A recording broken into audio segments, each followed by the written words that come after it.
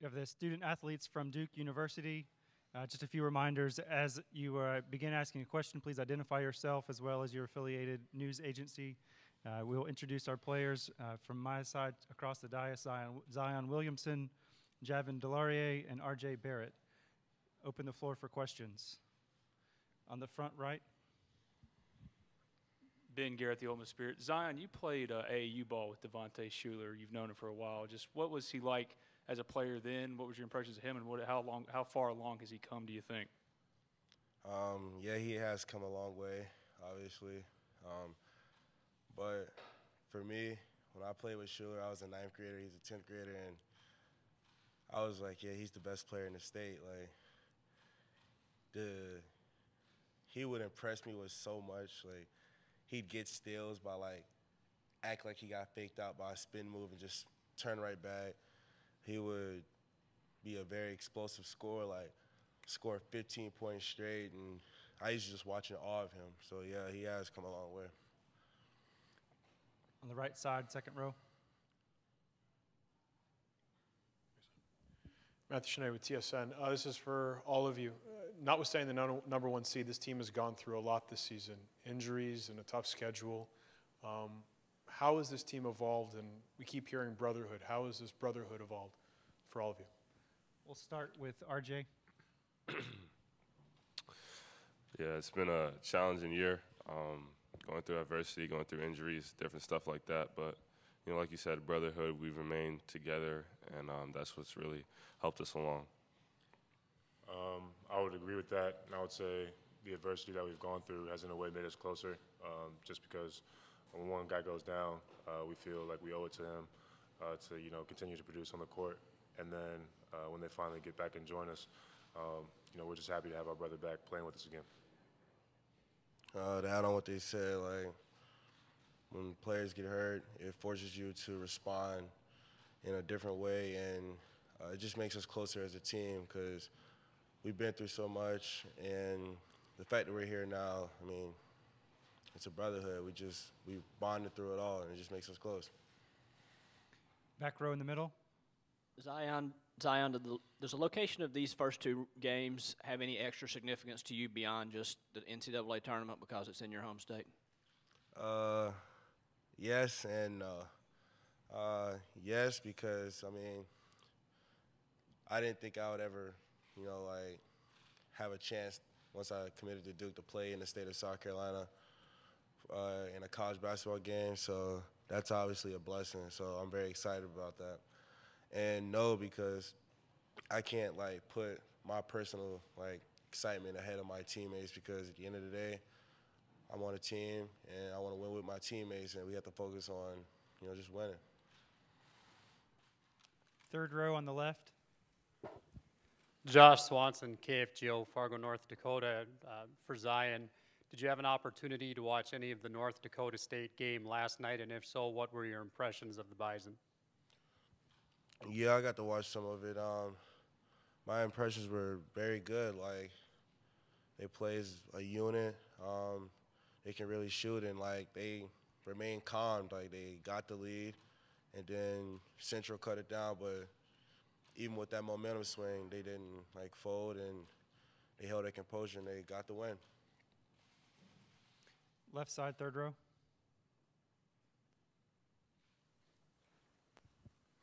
Pete Iacobelli, Associated Press. Zion, you've been like the biggest story in college basketball all year. How have you maintained your composure through that, and how excited are you for this chapter of playing in the NCAA tournament? I'm going to thank my parents for that because when I told them I wanted to be a basketball player when I got older, you know, they told me everything that would come with it, like, you know, all the on-court and off-court stuff and the media.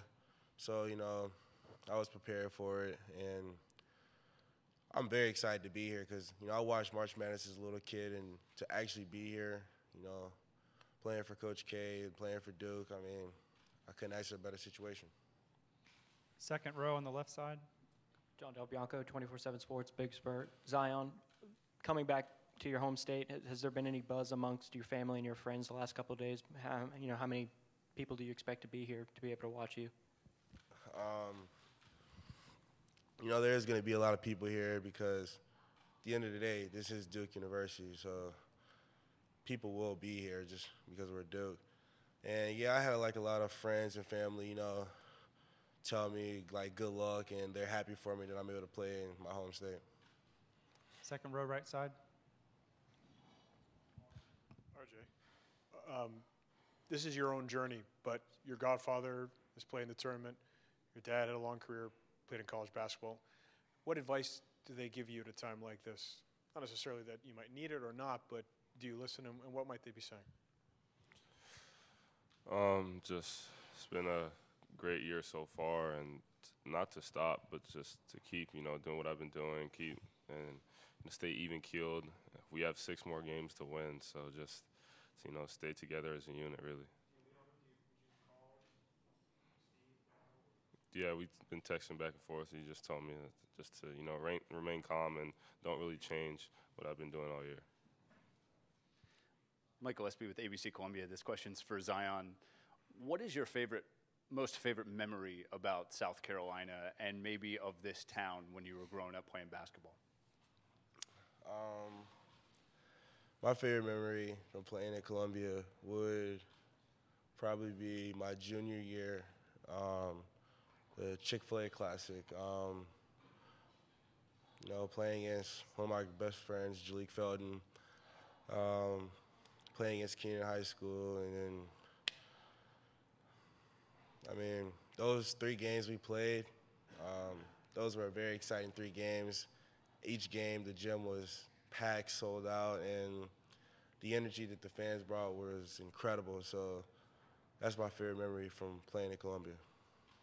Front row on the left side. Yeah, Kip Coons for Press Box View. Javin, how has your role either grown or changed because of the injury to Marquise Bolden, and what do you do anything differently to prepare you know, for the games now? I wouldn't say my role has changed that much. The expectations my teammates and the coaches have for me remain the same. The only difference is I just have to be a little bit more careful, you know, especially with fouls and whatnot, just because our rotations change because Cleese obviously isn't here. But that being said, whenever I'm on the court, I always just try to do the same thing, play as hard as I can, and do whatever I can to help us win.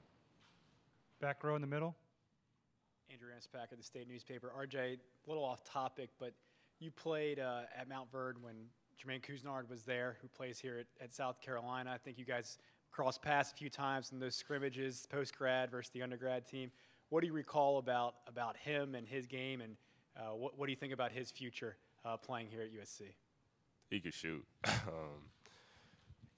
Anywhere over, you know, half court is his range. I remember guarding him, and he would pull in my face from half court. So I think he'll be good here. Front row on the second row on the right side, sorry. George Godfrey with WSPA out of Spartanburg. Kind of fun question for all of the gentlemen. Is there a particular song on repeat on your playlist right now that's kind of getting you pumped up and in the game? For this, we'll start with Zion and move down the table. You're asking for this? The song that you have on repeat that's kind of getting you pumped up for tomorrow's game. Mine would be A Dream. It's by Jay-Z, and it features Faith Evans and Notorious B.I.G. I've been listening to a lot of Roddy Ricch recently, so I'll go with Every Season. Anything Drake. Fourth row right side. Joe Bettner, Norman Transcript. Zion, you mentioned that your parents prepared you to handle the pressures and all the attention you would get. Have any players or coaches reached out to you to kind of help you also maintain that kind of composure that you've showed throughout the season? Like former players or like former teammates? I mean, like with last year with like Trae Young, the way he went through it, not particularly him, but have any players reached out to you, you know, helping you, guide you through that, just any advice they might have given you? Oh, yes, sir. A few players have reached out to me. You know, I don't want to say their name because I don't know if they wanted me to share that private information. But, yeah, a few players have reached out, and, you know, they just all told me, like, what to expect, like, that it's college. Like, you're gonna have some good things are gonna happen, and there's gonna be a time where it's not so good. So, you know, I was kind of prepared for this. You know, I had like a cheat sheet on what to expect, basically. It's the final question, second row, left side. Mike Uva, watch Fox, Columbia, South Carolina. Zion, when you look back to last year between the signing, being able to win another Skeezer State championship, which I know it brings a smile to your face, obviously everything's been going on crazy. You know, you have to get ready to go to Duke. Everyone's talking about what's going to be next for him, making millions, NBA, all that kind of stuff. When you had your injury a couple weeks back and everyone's speculating, did you have a time to maybe reflect a little bit and kind of be like, you know what, this is my last go, this is why I want to play? Because some people were saying he should just sit this one out. Yeah, I did think about that because, you know, I always knew I was going to come back because I just love playing the game of basketball. I love my teammates, and I made a commitment to them when I committed to Duke. And I feel like I would have been a bad person if I didn't come back. So coming back was not an issue. But one thing I did think about when I was out was, I mean, the year has gone by fast. Like, just last year I was a senior in high school. My high school season was over at this point. And just, you know, you just think about life and how you just have to enjoy every moment. Thank you.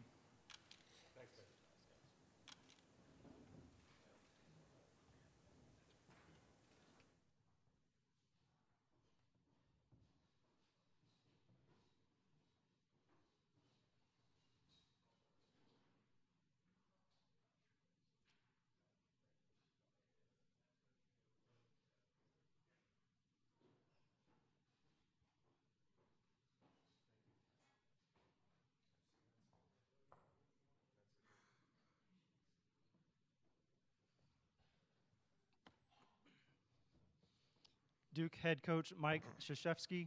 It's an opening statement, and then we'll open the floor for questions. Yeah, well, we're obviously very excited to be here. Tournament's already going on. I know our guys are anxious to play. You know, we're coming off of a great performance in the ACC championship in the tournament.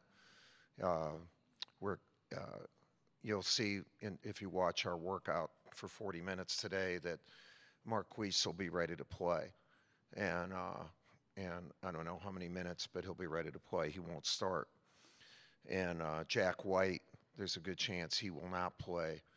He hurt his hamstring a little bit against Florida State. He's close, but I don't anticipate him playing in the first game. Maybe in the second, but it may, if we win, maybe in the second.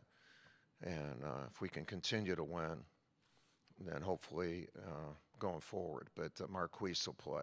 So any questions that you all might have? Center aisle. Hey, Mike. David Cloninger with the Charleston Post and Courier. Bill Foster preceded you at Duke and then came here to South Carolina. What do you remember about Coach Foster, and did you ever run into him after he left and was here? Yeah, you know, Coach Foster really was one of the outstanding coaches and guys in the game. Great promoter.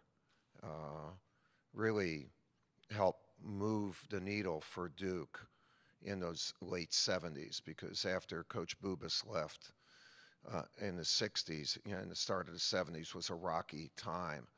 And when Coach Bubas did such a great job, and then Bill put together a great team, you know, and almost won the national championship. And you know, left, and we had a couple of years of rebuilding, then we're able to keep it going. Right side, about halfway back. Jeff Gravely, WRL-TV. Coach, why do you think your four freshmen have been able to work so well together here in an era of I got to get mine, whether it's points, playing time, or whatever? They just... Yeah, well, they're great kids, and they're very secure about who they are. They're really all about winning, and they've been terrific, and our upperclassmen have been good with them, and you would not know class on our team, you know, who eats together, who's hanging with one another, and but those four kids are are very special, and they've been parented extremely well and prepared well for something bigger than them. They're always involved with something bigger than them, and it's a pretty cool thing. On the aisle, on the right side, second row. Matthew Cheney with TSN. Coach, to that point in particular, RJ and Zion, with all the challenges this season, how have you seen them evolve, not only as players but people? No, great, and I think they bring the best out of one another on and off the court. The two of them become brothers, and I've had a chance to coach a lot of really good teams and coach the U.S. team for 12 years, and a lot of times when talent plays with talent on both sides gets better. And also because personally, you can become good friends because you actually know what the other guy is feeling because he's also really good. And they've not had a chance to do that. But we have other guys like that. But the two of them in particular, right away. And I think a big part of that was our Canadian trip when we had a couple injuries. Trey and Cameron could not play, so it was kind of all on those two guys, and they forged a great friendship. Third row on the left side. Josh Swanson, KFGO, Fargo, North Dakota. Coach, did you have an opportunity? I figured you weren't from Mississippi. That accent gives it away, right? I thought the movie was coming on. It's the cold air up there. Hear that? It's a hell of an impersonation. Did you have do you do like improv? I do weddings and bar mitzvahs. You got me next bar mitzvah. All right. Did you have an opportunity to watch North Dakota State's game against Central, and what were your impressions of the Bison? No, I've watched them a lot. I've watched both those teams before they played last night. Actually, the game last night was a big-time game. Both teams were deserving of winning. Great pressure. I thought both teams responded very, very well. It's a heck of a game. Coach Richmond, he's done a great job with his squad. They're deep. They share the ball. Obviously, they shoot really well. But they play like one, and so I'm very, very impressed with them. Second row, right side. Second row. George Godfrey, WSPA Spartanburg. After last year's upset with Virginia, how aware are you that anything is possible, and how has that influenced your preparation for tomorrow? Yeah, well, I didn't need that upset. I mean, we've been upset in the first round. I have personal experience, and anything can happen in the tournament, and because there's so many champions. Like the team we play tomorrow, North Dakota State, is a championship team. They won the Summit League. It's different, when you're playing a championship level team. So they know how to win. They've been in pressure situations, and they've been in that moment, and they'll have that moment again tomorrow. And we respect that, and we'll be prepared to play a championship team. Front row. Hey, Kip. Kip Coons. You got it. Kip Coons, Press Box View. Mike, I know you and Johnny Dawkins talk during the season. How soon after the bracket came out did you guys share anything? I haven't really talked to much of anybody. I've been under the weather for about 9 days, and so my texting and Bitmojis and all that have been they've been tabled for a little bit. But Johnny and I talk quite a bit during the season. He's done a marvelous job with his team. I'm proud of him and really happy that he came to Duke about 37 years ago. Front row in the corner. Yeah, Mike Bianchi, Orlando Sentinel. Follow up on that. Can you just talk about what Johnny meant to your program in those early stages when you were building it? Yeah, Johnny meant everything. He was the first great player that believed in us, and he started it along with that class. with Allery, Billis, Henderson, and then Tommy Amaker joining them. And that served as the foundation for our program. And we've tried to recruit youngsters just like them because we found that those type of youngsters can win at Duke and win at a high level. But Johnny's like, they're family, you know, like, but it's so important to us, no question. Second row left side on the aisle. Steve Wiseman, Durham Herald-Sun. When Marquise was out last weekend, Javin got more minutes, and Tony got a little bit. What did they show you during that time that can help you going forward, and even now with Marquise coming back? Yeah, it does help, Steve. I thought Javin played his best basketball of his career, and maybe his best game against Florida State. And but that whole tournament, he played well. And then for Antonio to come in against North Carolina and do so well means that all these kids have been ready. You know, they've had great attitudes, and the more depth that we have, the better. Fourth row on the left side. Beth Wool, KBLY in Fargo, North Dakota. Forgive me, Coach. How come you don't have his accent? Because I'm actually from Chicago. All right. Yeah, I'm a transplant. I'm from Chicago, too. Oh, so. nice. Naperville. Yeah. No, I'm from Chicago. Yeah, no, You're from the I know. suburbs. That's why I had to explain. I couldn't take credit. Shire tries to do that all Yeah. the time with me. I said, you're from Glenbrook. Yeah, I No. know. Right. Forgive me for not knowing, but it has to have been a long time since you were considered an underdog in a basketball game. Is there a level of envy in what the Bison have coming into this, that free spirit, that nothing to lose that they get to bring to a basketball game? Why would you assume that that we wouldn't have that? Because you're the #1 seed. But you only win if you have that. So if you need to lose to have that, then you would never win. So we try to have that while we're winning. And that's how you sustain excellence, and that's what we're going to try to do. We will try to be as hungry and as into the moment as the team that we're playing against. In fact, we'll try to be more. Back right corner. Will Logic, South Carolina Radio Network. Coach, as far as what was the tenor of the advice that you gave Zion from the time that he was out to the time he came back in the ACC tournament, and what ultimately led him, in your mind, to be ready to come back and play? Well, the very first thing is he always wanted to be back. You know, he loves Duke, loves his team, and he's playing great. And his parents are terrific. Not so much advice. I just told him, look, if you don't want to play, if you're concerned, don't play. Don't ever feel like you have to play unless you want to play. And so it started from there. And then we were very, very cautious in making sure that he's a much different player than anybody.